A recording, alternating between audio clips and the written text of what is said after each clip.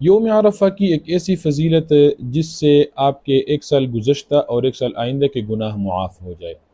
ترمذی شریف کی روایت ہے، ابو قتادہ رضی اللہ تعالیٰ عنہ فرماتے ہیں کہ نبی کریم صلی اللہ علیہ وسلم نے فرمایا کہ جو شخص یوم عرفہ کا روزہ رکھے، یعنی کہ 9 ذی الحجہ عید الاضحیٰ سے قبل جو دن ہوتا ہے اس دن کا روزہ رکھے، تو یہ ایک دن کے روزے کے بارے میں مجھے اللہ سے امید ہے کہ اس ایک روزے کے بدلے اللہ رب العزت اس کے ایک سال گزشتہ اور ایک سال آئندہ کے گناہ معاف فرما دیں گے۔ بہت بڑی فضیلت ہے۔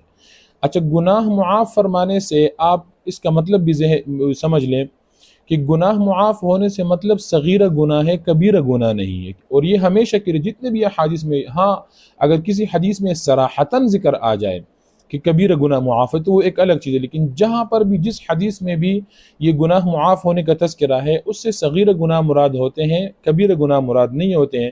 کبیرہ گناہ صرف اور صرف توبہ کرنے سے معاف ہوتے ہیں، اس کے علاوہ معاف نہیں ہوتے ہیں۔ اور یا وہ جو حدیث میں آیا ہو کہ فلاں عمل کرنے کی وجہ سے اس انسان کے کبیرہ اتنے گناہ معاف ہو جاتے ہیں۔ بہرحال تو جتنے بھی یہ حدیث میں یہ گناہوں کے معافی کا تذکرہ ہے، اس سے صغیرہ گناہ مراد ہے، کبیرہ گناہ مراد نہیں ہے۔ بہرحال پھر بھی بہت بڑی فضیلت ہے کہ ایک دن کا روزہ رکھنے سے گزشتہ ایک سال اور آئندہ ایک سال کے گناہ آپ کے معاف ہو جاتے ہیں۔